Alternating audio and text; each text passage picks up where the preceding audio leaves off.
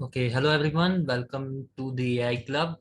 आज हम लोग डीएसए प्रॉब्लम्स और उनके सॉल्यूशन देखने वाले हैं मैट्रिक्स मॉड्यूल के।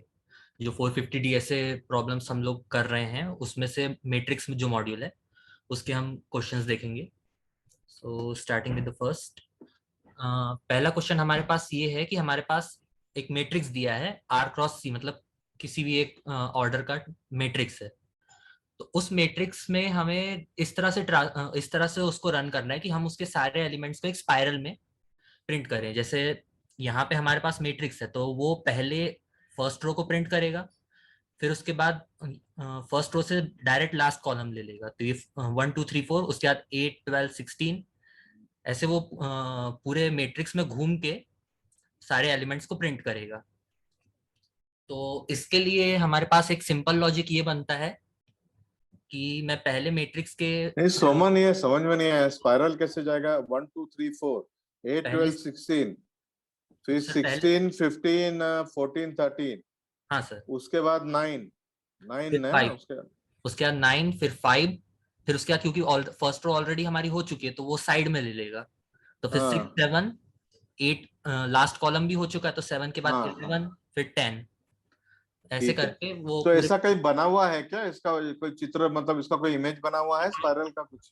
हाँ सर, मैं दिखाता वो हूँ। dsa.com में बना है तो स्पाइरल का इमेज दिखा दो।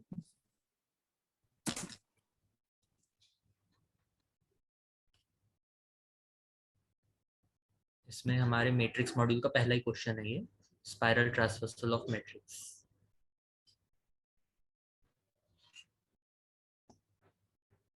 तो ये देखिए, इस ऑर्डर में हमें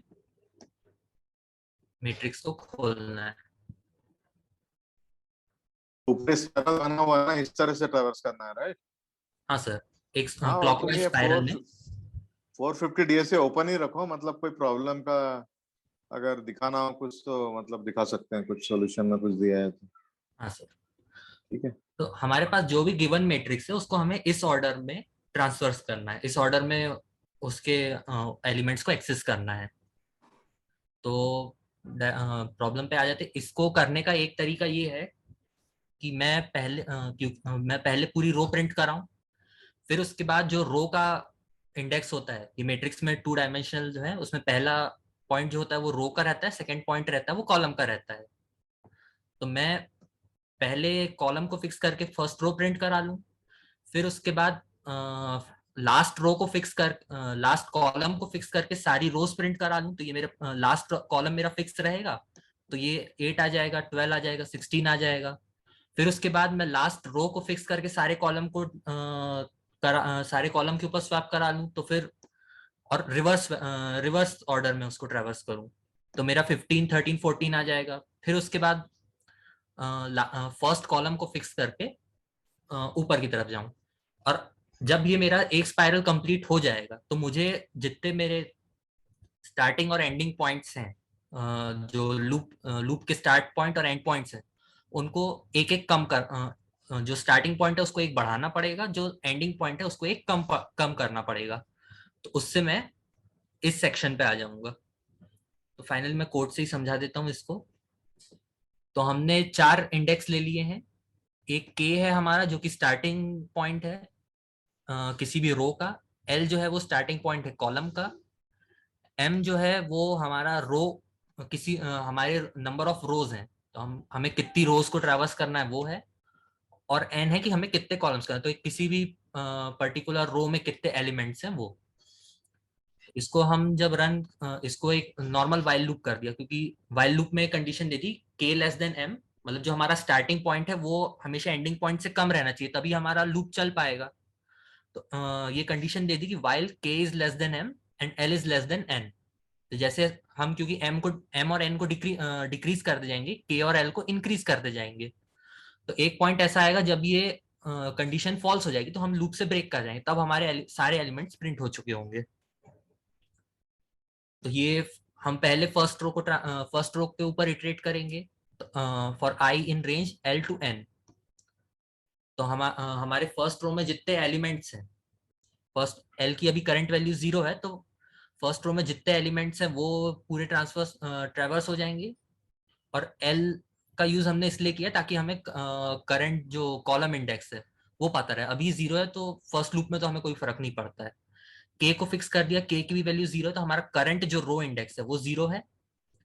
0 0 के आई तो फॉर लूप से हमें फर्स्ट रो के सारे एलिमेंट्स मिल जाएंगे, और हमने के को इंक्रीमेंट कर दिया। तो हमारी जो रो थी अब फर्स्ट रो ना होके अब वो सेकेंड रो से चालू करेगा। फिर नेक्स्ट फॉर लूप में आते हैं, तो यहाँ पे हमारे पास के टू एम चलेगा ये। तो हम ऑलरेडी फर्स्ट रो में आ चुके हैं। फर्स्ट रो से चालू करेंगे तो हमें लास्ट एलिमेंट तक के, जो लास्ट रो है वहां तक के जाना है। और यहाँ पे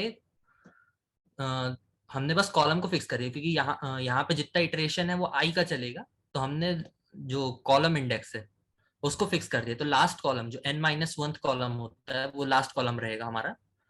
उसके ऊपर सारे इटरेशन चलेंगे और वो नीचे आता जाएगा, वो प्रिंट होगा। और n को डिक्रीमेंट कर दिया। जो कॉलम का हमारा अपर बाउंड है उसको हमने डिक्रीमेंट कर दिया, ताकि वो लास्ट कॉलम अब कंसिडर ना हो नेक्स्ट इटरेशन में। फिर इफ के लेस देन एम, तो वो ऊपर वाली जो वाइल लूप की कंडीशन थी उसी को फिर से लगाया है यहाँ पे। और जो साइड के दो रोज थे, मतलब जो लास्ट रो थी वो लास्ट रो को रिवर्स में प्रिंट किया है। यहाँ पे ये -1 जो लगाया है, इससे इटरेशन रिवर्स में चलेगा। तो n-1 टू l-1, ताकि हम क्योंकि हमारा लास्ट इंडेक्स भी यूज हो सके। तो हमने उल्टा लूप चलाया है, जो higher value to lower value में -1 करते हुए। और फाइनली m-1, तो ये जो रोज का लोअर बाउंड था उसको एक कम कर दिया है। तो अब लास्ट रो भी कंसिडर नहीं होगी। और फाइनली फर्स्ट कॉलम को उल्टे ऑर्डर में प्रिंट किया। ये सेम जैसा रो के लिए लगा था वैसे ही कॉलम के लिए, बस यहाँ पे हमने कॉलम को फिक्स कर दिया है और रो के ऊपर हम इटरेट कर रहे हैं। एल को फाइनली एल को बढ़ा दिया ताकि हमारा जो कॉलम इंडेक्स है, फर्स्ट कॉलम कॉलम का लोअर इंडेक्स, तो वो हमारा एक इंक्रीमेंट हो जाए। तो ये लूप जब दोबारा चलेगा तो वो सेकेंड रो सेकेंड कॉलम इससे चालू करेगा, और फिर पूरी प्रोसेस को रिपीट करता जाएगा जब तक कि वो एंड ना हो जाए। तो इसको मैट्रिक्स के ऊपर अगर हम प्रिंट करा के देखेंगे, तो ये एक नॉर्मल 3x3 का मैट्रिक्स लिया, तो ये प्रिंट हो गया 1 2 3। पहले उसने फर्स्ट रो प्रिंट करी 1 2 3, फिर उसके बाद फर्स्ट कॉलम के बचे हुए एलिमेंट्स तो 6 9, और फिर उसके बाद लास्ट रो, और ऐसे स्पाइरल आते हुए 5 तक के, जो हमने क्लॉकवाइज स्पाइरल एग्जांपल में देखा था वैसे। सेम ये किसी भी ऑर्डर की मैट्रिक्स के लिए काम कर जाता है, बस ऑर्डर जीरो नहीं, जीरो ऑर्डर की कोई मैट्रिक्स नहीं होनी चाहिए।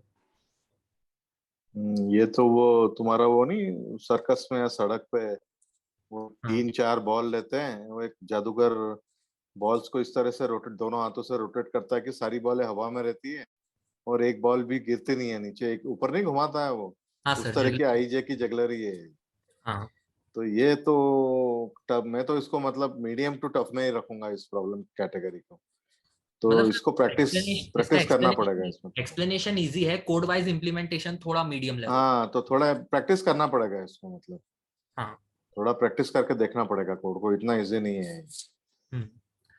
फिर अभी हमें एक एफिशिएंट एल्गोरिदम चाहिए है जो कि किसी भी वैल्यू को सर्च करे हमारे मैट्रिक्स में।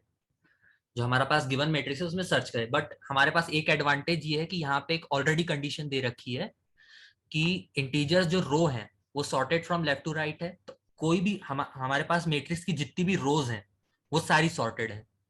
और जो first integer of each row is greater than last integer of previous row. तो जो यहाँ पे आप एग्जांपल देखेंगे, तो ये सारी हमारी जो रोज हैं वो सॉर्टेड है असेंडिंग ऑर्डर में। और जो first element of each row is greater than the last element of previous row. तो इस इन कंडीशंस का हम यूज करके एक एफिशिएंट एल्गोरिदम बना सकते हैं। अभी जो एल्गोरिदम मैंने यहाँ पे यूज की है ये अभी n 2n कॉम्प्लेक्सिटी में चल रही है। तो ये है अच्छी एफिशिएंट एल्गोरिदम है। तो इसके दो मेथड्स हैं।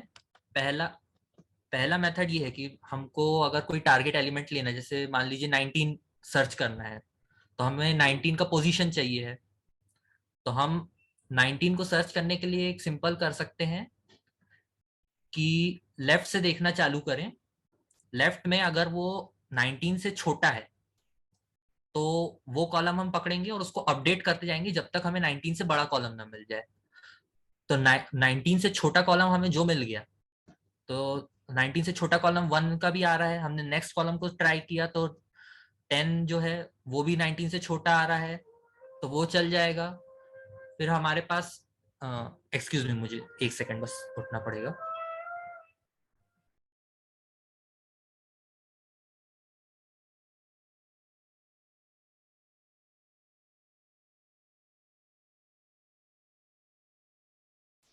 Okay, sorry for the interruption.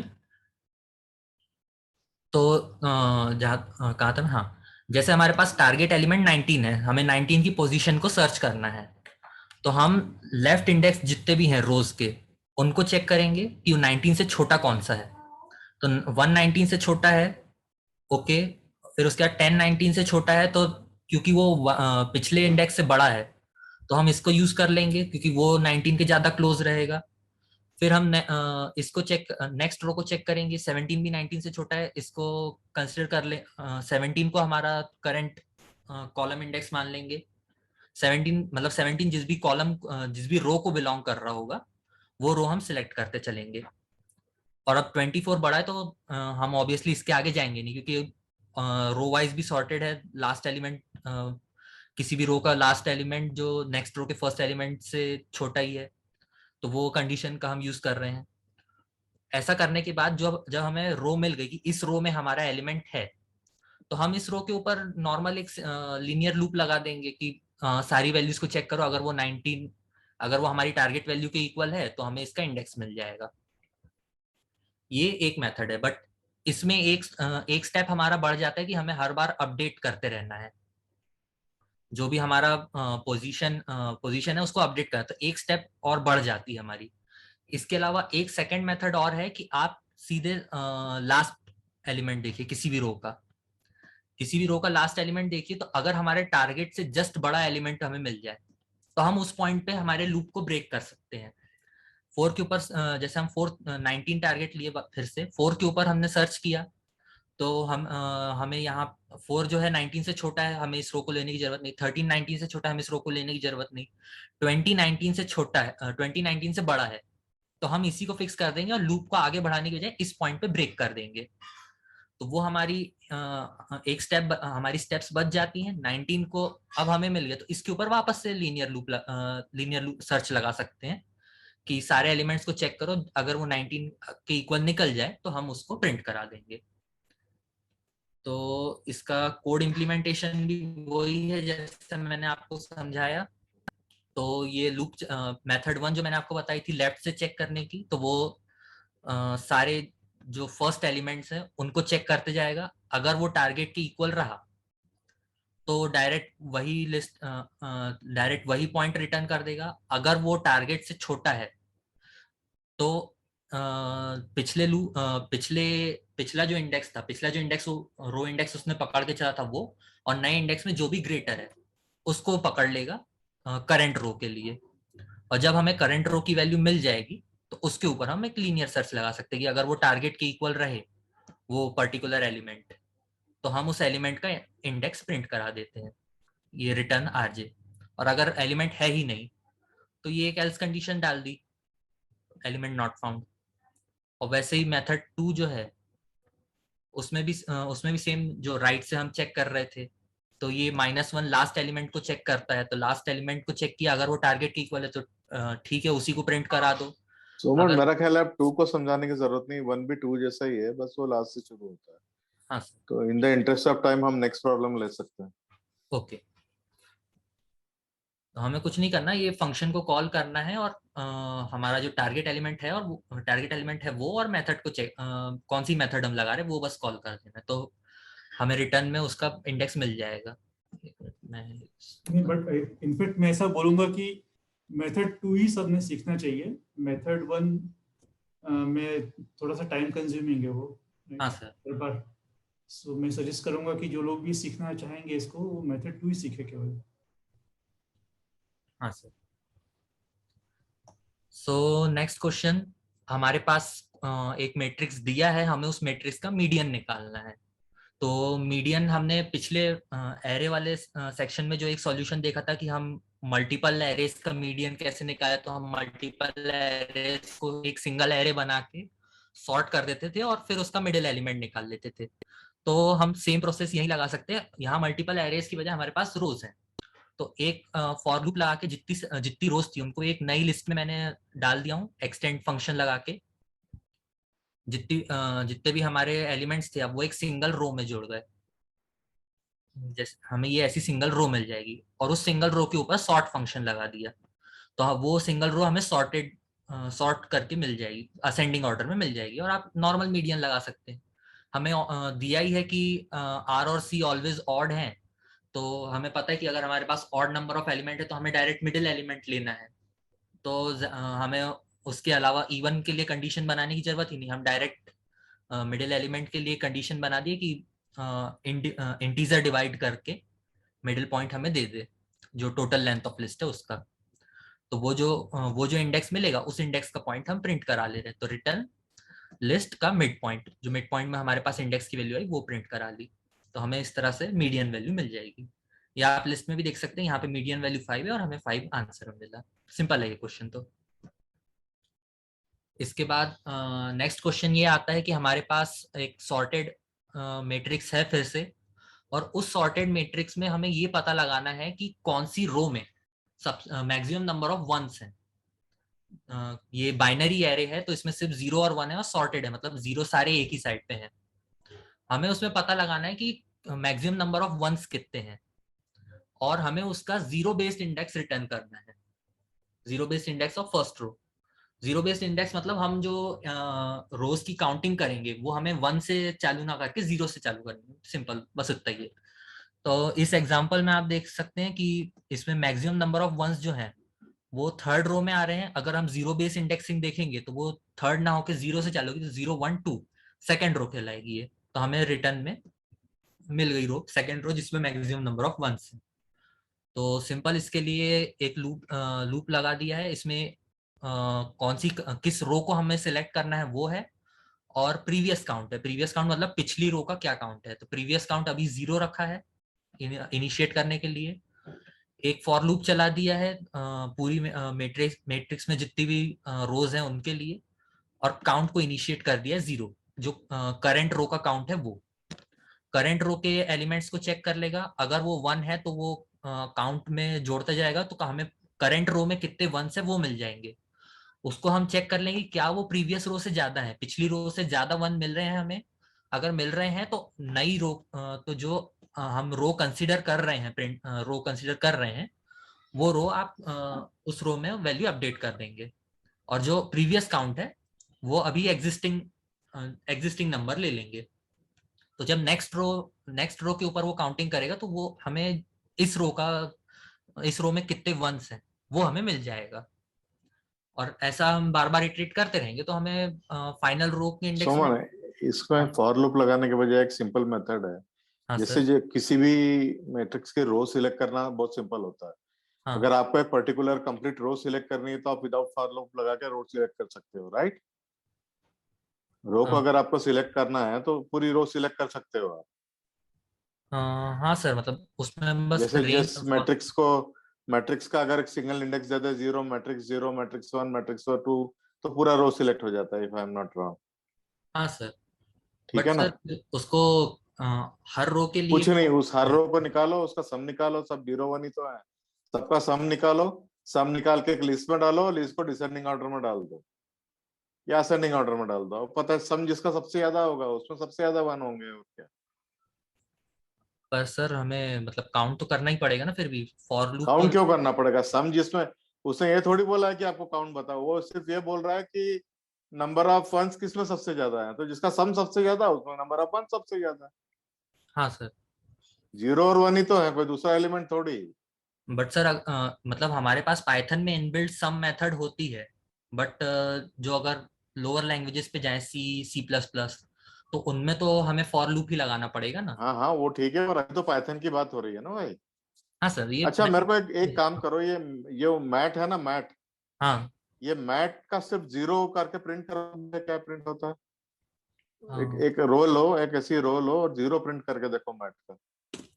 एक रो बनाओ नीचे, हाँ इसके नीचे एक रो बना लो और सिर्फ मैट और ब्रैकेट में जीरो डालो, देखें क्या प्रिंट होता है। हाँ सिर्फ जीरो। हाँ आप डालो, एंटर करो, ये देखो आ गई ना रो। हाँ और सर। इसके आगे आप सम लगा दो, डॉट सम, डॉट सम हम्म, करो, करो डॉट सम होता है क्या देखेंगे, हाँ डॉट सर। सम। हाँ देखो, नहीं सर, नहीं आया? एक्चुअली वो सर लिस्ट के ऊपर नहीं रहता, वो नंपाई एरे के ऊपर रहता है। हाँ तो ये थोड़ा मुश्किल होगा आपको। हमको मतलब अलग से नंपाई इंपोर्ट करके उस एरो को उस हाँ उस पे उसको मैट्रिक्स एरे में एलोकेट करके कन्वर्ट करना करना पड़ेगा। पड़ेगा। हाँ और अगर हमें ऐसे फिर सम निकालना है तो हम तो लूप लगाना ही पड़ेगा, तो वो सम लगा लीजिए या फिर काउंट लगा लीजिए, वो तो हाँ वो एक ही सेम। बात है। पर ये जैसे ये इसका टाइप क्या है, देखो मैट जीरो का टाइप क्या है, मैट जीरो व्हाट का is it? Type sir list आ जाएगा रिटर्न में। या देखो मैट जीरो लिस्ट। लिस्ट है ना, अब इसको तुम एनपी डॉट वो करो, एनपी डॉट अरे में कन्वर्ट कर लो पहले, इसमें इंपोर्ट नंपाई एज एनपी, और इसको करो एनपी डॉट अरे, अरे में कास्ट कर लो इसको अरे, और उस पे आप लगाओ मैट जीरो, मैट जीरो। देखो पहले होता है क्या, पहले देखो प्रिंट होता है क्या। हाँ अब डालो, प्रिंट हो रहा है क्या देखो। नहीं, साइन करना पड़ेगा। एक करने की जरूरत ही नहीं है, डायरेक्ट एनपी डॉट अरे प्रिंट कर लो ना, ए इज इक्वल टू हटा दो। नहीं सर, वो अगर रिटर्न देगा तो फिर वो आना पड़ेगा ना। नहीं मेरा ख्याल है डायरेक्ट भी प्रिंट, आ अच्छा गया। लगाओ अभी लगाओ, आ गया ना, अब ए डॉट सम कर दो, आया ना।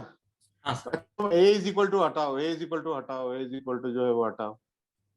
हाँ और नीचे का इसको कमेंट कर, ए डॉट सम को कमेंट कर दो, आया, हटा दो इसको। हाँ ठीक है, आप डॉट सम लगा दो इसके आगे, ये जो ब्रैकेट बंद हो रहा है इसके आगे डॉट सम लगा दो, देखें अभी करता है क्या। हम्म, कर दिया ना, हाँ।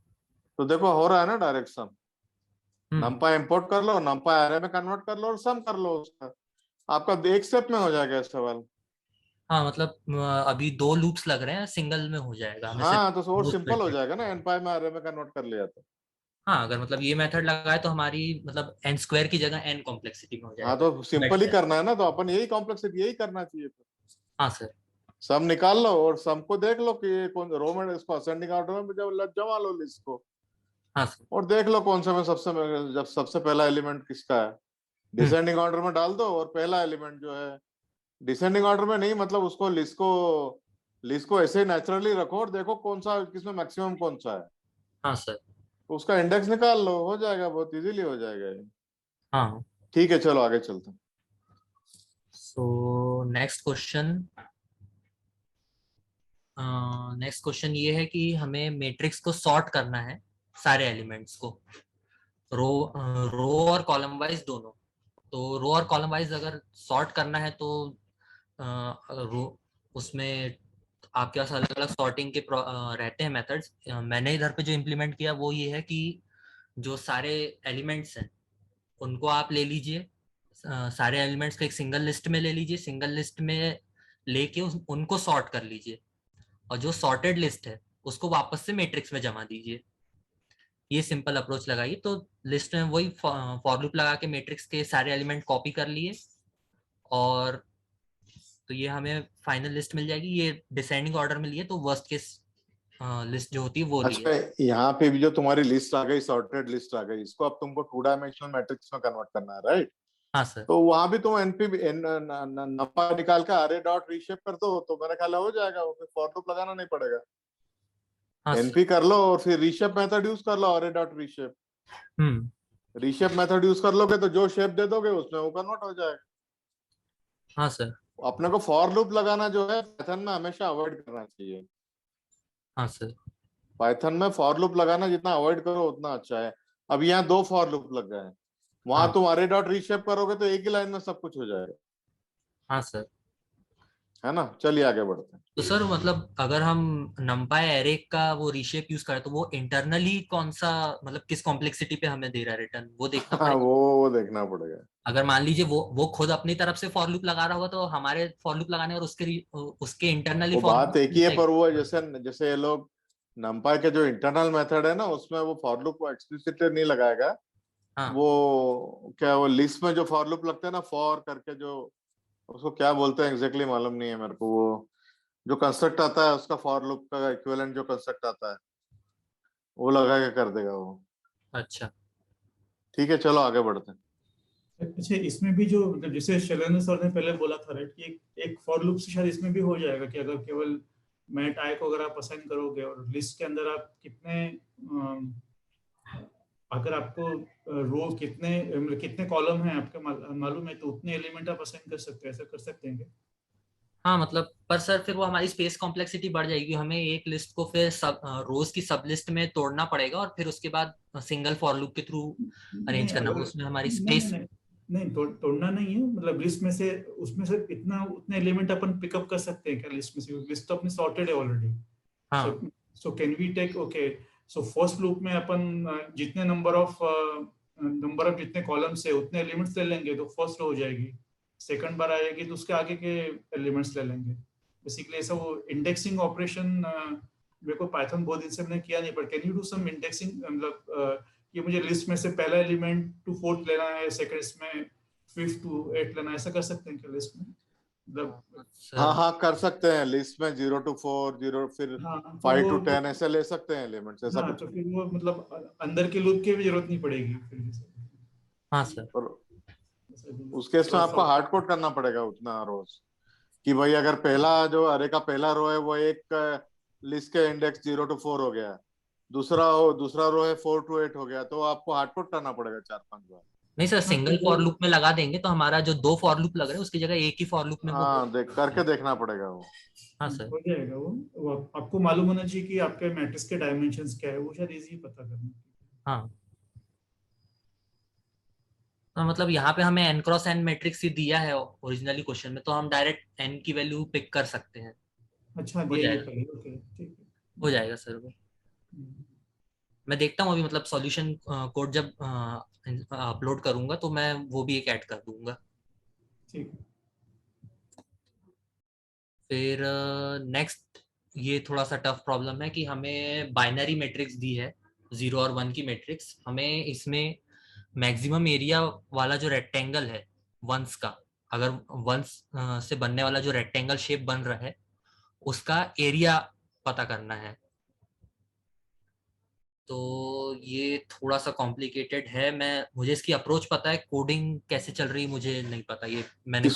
इसको बाद में ले लेंगे, पहले दूसरे इजी वाले ले लो, आगे वाले। ठीक है सर। फिफ्थ को बाद में वाले लेंगे, बाद में ले लेंगे। Okay sir. ये हमारे पास एक प्रॉब्लम है, इसके दो सॉल्यूशन हैं।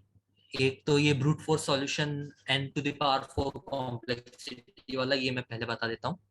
तो हमारे पास कोई भी एक n क्रॉस n मैट्रिक्स है, स्क्वायर मैट्रिक्स है हमारे पास, और उसमें हमें एक ऐसा डिफरेंस पेयर निकालना है कि उसमें मैट मतलब कोई भी दो एलिमेंट्स का जो मैक्सिमम डिफरेंस हो सकता है वो निकालना है। और कंडीशन ये है कि C greater than A and D greater than B, मतलब किसी भी एलिमेंट के बाद का जो पार्ट आ रहा है म्यूटेशन, जैसे मैं यहाँ पे 2 के लिए चेक कर रहा हूँ तो मैं 2 के लिए इस सेक्शन में मतलब 2 के लिए उससे 2 के इक्वल वाले इंडेक्सेस और उसके पहले वाले इंडेक्सेस पे चेक नहीं कर सकता, रो पे भी नहीं कॉलम पे भी नहीं। मुझे ये बाद में जो ये तीन कॉलम्स मिल रहे हैं हर रो में उन्हीं के ऊपर चेक करना पड़ेगा। ऐसी कंडीशन हर एलिमेंट के लिए है। हमें चेक करना है कि मैक्सिमम डिफरेंस हमें क्या मिल रहा है कोई भी दो एलिमेंट्स के बीच में। तो उसके लिए एक तो आप हार्ड कोड जो ब्रूट फोर्स एल्गोरिदम है उसका यूज कर सकते हैं, बट ये बहुत हाई कॉम्प्लेक्सिटी n⁴ कॉम्प्लेक्सिटी दे रहा है। बट फिर भी एक बार इसको समझा देता हूँ कि हम ए और बी को रेंज n तक चलाया तो सारे एलिमेंट्स कंसीडर हो जाएंगे, और जो सेकेंड एलिमेंट कंसीडर करना है माइनस करने के लिए वो इनके बाद वाले एलिमेंट, तो +1 टू n, तो इनके इक्वल और इनसे पहले वाले एलिमेंट्स कंसीडर नहीं होंगे, इनके बाद वाले एलिमेंट्स कंसीडर होंगे। और वही एलिमेंट्स को आप निकाल लीजिए और उनको चेक कर लीजिए, एलिमेंट्स का डिफरेंस निकालिए और उसको मैक्स वैल्यू में इटरेट करते जाइए। अगर वो मैक्स वैल्यू से, करंट मैक्स वैल्यू से बड़ा है तो मैक्स वैल्यू में उसको हम पास कर देंगे, अपडेट कर देंगे, और फाइनल जो हमें मैक्स वैल्यू मिल जाएगी वो हम प्रिंट करा देंगे। तो इससे हमें डिफरेंस तो मिल जाएगा। इसमें अभी कंसिडर नहीं किया कि एग्जैक्टली किस एलिमेंट के ऊपर दे रहा है, वो भी हम प्रिंट करा सकते हैं, बट हमें मैक्स वैल्यू मिल जाएगी।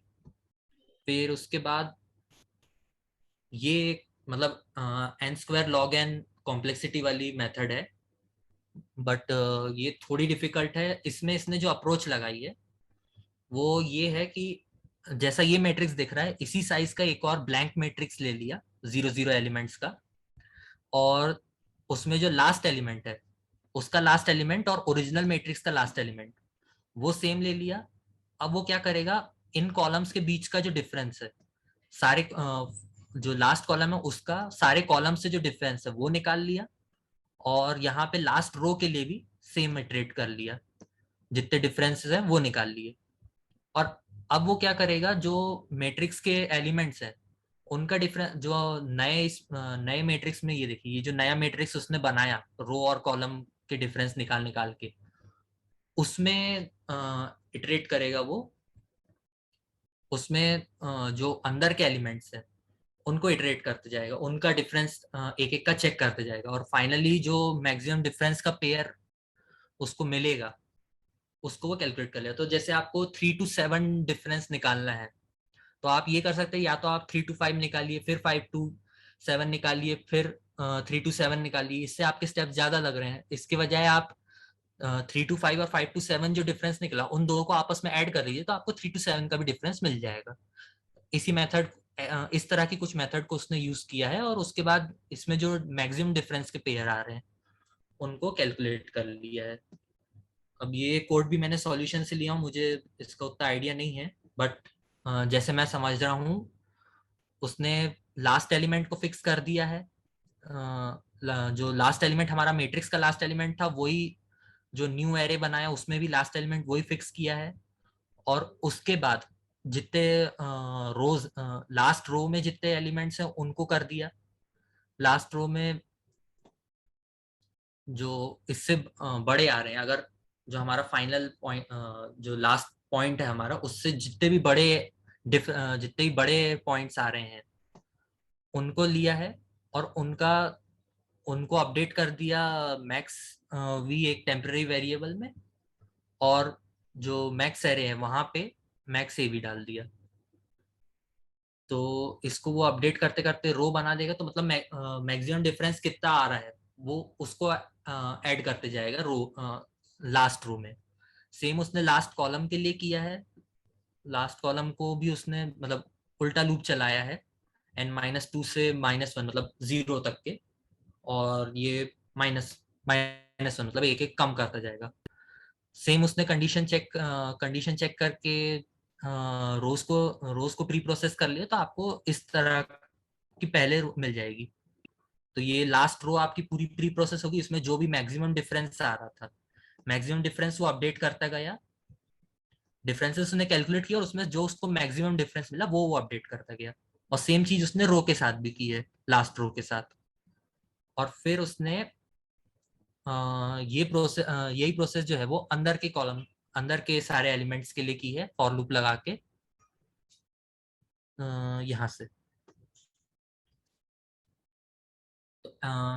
n-2, तो ये वैल्यू इटरेट होती जाएगी, और आपको जो इंटरनल रोज है उनका जो भी डिफरेंस है अगर वो गिवन मैक्स वैल्यू से बड़ा है तो वो उस पोजीशन पे असाइन होते जाएगा। वो मैक्स वैल्यू में भी वो पोजीशन चढ़ती जाएगी, वो डिफरेंस कैलकुलेट करता जाएगा रोज और कॉलम्स को आपस में सब्ट्रैक्ट करके, और मैक्स वैल्यू चढ़ाता जाएगा, और मैक्स जो करंट इंडेक्स है उसके ऊपर जो भी मैक्सिमम वैल्यू आ रही है डिफरेंस की, वो मैक्सिमम वैल्यू आ रही डिफरेंस की वो अपडेट करता जाएगा इस कोड को लेके।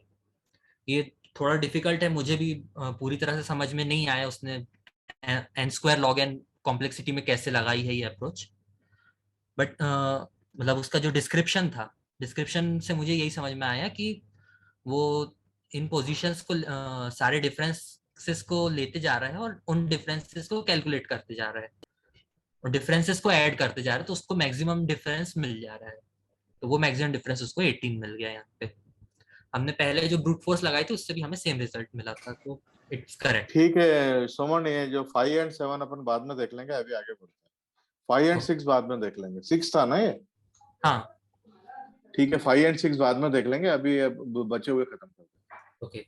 सो नेक्स्ट है हमारे पास, अगर हमारे पास कोई गिवन मैट्रिक्स है तो उसको हमें कोई नया मैट्रिक्स बनाए बिना हमें उसी मैट्रिक्स में ही सारे स्वैपिंग करनी है और उस मैट्रिक्स को 90 डिग्री रोटेट करना है क्लॉकवाइज।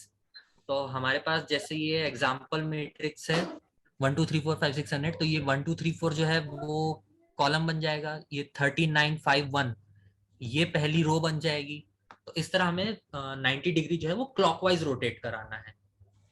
तो इसका जो प्रोसेस है वो ये है कि आप एलिमेंट को जो है वो टेम्पररी वेरिएबल में लीजिए और टेम्पररी वेरिएबल में लीजिए और उसकी जगह पे जो एलिमेंट आने वाला है उसको स्वैप कराइए, तो आपको हर बार एक वॉइड मिलता जाएगा, एक ब्लैंक स्पेस मिलता जाएगा। उस ब्लैंक स्पेस में जो नई वैल्यू आनी चाहिए उसको स्वैप कराइए और फिर जो लास्ट में लास्ट पोजीशन बचेगी आपकी उसमें आप टेम्पररी वेरिएबल डाल दीजिए। तो इसको कैसे करेंगे, अगर हम हमारा जो फर्स्ट एलिमेंट फर्स्ट, ये हम टेम्पररी वेरिएबल में इसको हमने टेम्पररी वेरिएबल में ले लिया। अब 13 जो है 13 1 की जगह पे आना चाहिए 90 डिग्री रोटेट कराने पे, तो 13 को इस पोजीशन पे ले आए। 13 का ब्लैंक स्पेस छूटा, वहां पे 16 आना चाहिए, 16 को हमने डाल दिया।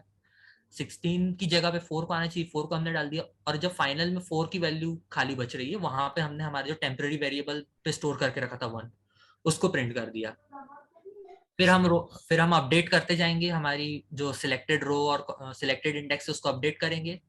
तो 2 सिलेक्ट हो जाएगा, 2 टेम्पररी में जाएगा, फिर 2 की जगह पे 9 जाएगा, 9 की जगह पे 15 आएगा, 15 की जगह पे 8 आएगा और 8 की जगह पे 2 आएगा। ऐसी प्रोसेस रिपीट होती जाएगी जब तक पूरा एरे हमारा 90 डिग्री रोटेट नहीं हो जाता। तो ये फिर से फॉर लूप में ही लगाए, तो जो हमारा सिलेक्टेड इंडेक्स है, करेंटली जो भी सिलेक्टेड इंडेक्स है उसको टेम्पररी में ले लिया। उसके बाद उसका लॉजिक बना दिया कि आपको किस पोजीशन से स्वैप करना है। आप फर्स्ट जो इटरेशन आ रहा है 1 में उसको आप देख के लॉजिक बना सकते, तो वही लॉजिक बाकी के भी कॉलम्स के ऊपर काम कर जाएगा। तो फर्स्ट को हटाया, फर्स्ट में आ रही 13 की वैल्यू, तो इधर पे जो भी कॉलम की वैल्यू है वो फिक्स कर दी और इसको लगा लिया जो n-1 माइनस जे। तो ये हमारी जो लास्ट 13 की वैल्यू है 13 वैल्यू है वो आ गई, वो यहाँ पे स्वैप हो जाएगी। उसके बाद 13 की वैल्यू यहाँ पे डाली, तो 13 की पोजीशन के ऊपर हमने ये 16 का जो प्लेस है 16 के प्लेस का मैथमेटिकल नोटेशन निकाल लिया, वो 16 वो स्वैप करा दिया 13 के करंट पोजीशन पे। फिर ये जो ऊपर 16 की पोजीशन ली थी उसके ऊपर हमने 4 की जो पोजीशन है वो स्वैप करा दी कि 4 की इस पोजीशन पे जो एलिमेंट है वो एलिमेंट 16 की पोजीशन पे आ जाए, तो 4 16 की पोजीशन पे आ गया। और वैसे ही और फिर फाइनली 4 की पोजीशन थी वो खाली बच रही थी, तो उसके ऊपर जो हमारा टेम्पररी पहले हमने निकाल लिया था टेम्पररी वेरिएबल वो डाल दिया। फॉर लूप जो है वो अपडेट होते रहेंगे, तो आपको पूरा मैट्रिक्स 90 डिग्री क्लॉकवाइज रोटेट होकर मिल जाएगा। और फाइनली इसको प्रिंट करा लिया। प्रिंट का तो कुछ नहीं, प्रिंट आप करा ही सकते हैं, तो प्रिंट आपको फाइनली 90 डिग्री रोटेटेड मैट्रिक्स मिल जाएगी। So moving on to the next question. हमारे पास एक वही n क्रॉस n मतलब स्क्वायर मैट्रिक्स है, उसका each every row and column is sorted in non decreasing order, मतलब असेंडिंग ऑर्डर में सॉर्टेड है और हमें kth स्मॉलेस्ट एलिमेंट निकालना है। पिछला जो हमारा प्रॉब्लम था जिसमें हमें टारगेट एलिमेंट निकालना था उसमें रोज भी आपस में सॉर्टेड थी, बट यहाँ पे रोज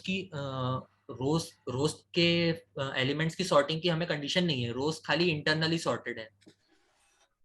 अंदर के अंदर तो रोज सॉर्टेड है बट बाहर से कोई हमें सॉर्टिंग नहीं मिली है। जैसे लास्ट एलिमेंट इसका 64 है बट यहाँ पे 22 से स्टार्ट हो रहा है, इसका 91 है बट ये 27 से स्टार्ट हो रहा है नेक्स्ट कॉलम। तो वो उस टाइप की हमें कोई सॉर्टिंग नहीं मिली है, तो हमें फाइनली पूरा एक बार सॉर्ट करना ही पड़ेगा रोज को, जब हम एक साथ कंसिडर करेंगे। तो सिंपल है, रोज को आप एक सिंगल लिस्ट में निकाल लीजिए, उसको सॉर्ट कर लीजिए, और जो हमें एलिमेंट, जो हमें स्मॉलेस्ट एलिमेंट चाहिए, के स्मॉलेस्ट एलिमेंट चाहिए, तो वो k माइनस वन वैल्यू, क्योंकि जीरो से इंडेक्सिंग स्टार्ट हो रही है इसलिए k minus one value list में पास कर दीजिए। तो k माइनस वन इंडेक्स की इंडेक्स पे जो भी वैल्यू होगी वो हमें मिल जाएगी। ये इजी है, चलो आगे बढ़ते हैं। ओके, और नाइन्थ। नाइन्थ क्वेश्चन फाइनल, कि हमें सारे एलिमेंट्स जो हैं उसमें हमें चेक करना है कि कॉमन एलिमेंट्स कौन से हैं सारी रोज में। तो कॉमन एलिमेंट्स को चेक करने के नहीं, क्या लिए, मतलब है तुम्हारा? एक बार जरा एग्जांपल से बताओ ना, कॉमन रोज से क्या हाँ, मतलब है? कॉमन रोज, कॉमन एलिमेंट जैसे, हाँ, फर्स्ट में 1 और 8 जो है वो हर रो में अपीयर हो रहा है, तो हमें वो ऐसे एलिमेंट्स निकालने जो हर रो में एग्जिस्ट करते हो। अच्छा, हाँ ऐसा है, ठीक है। हाँ, तो इसको हम रन करेंगे, तो हमने फर्स्ट ले एक जो फर्स्ट रो जो थी उसको कंसीडर कर लिया, और वो हम चेक कर लेंगे कि फर्स्ट रो में जो एलिमेंट है, अगर वो नेक्स्ट रो में नहीं है तो उनको रिमूव करते जाओ। बस एक सिंपल इतना ही लॉजिक है कि अगर वो नेक्स्ट रो में नहीं आ रहे हैं तो इनको रिमूव करते जाओ। बार बार वो चेक करता रहेगा, तो जो भी एलिमेंट्स एग्जिस्ट नहीं करते होंगे वो रिमूव होते जाएंगे, तो फाइनल जो हमारे पास बचेगा वो कॉमन एलिमेंट्स की लिस्ट बचेगी।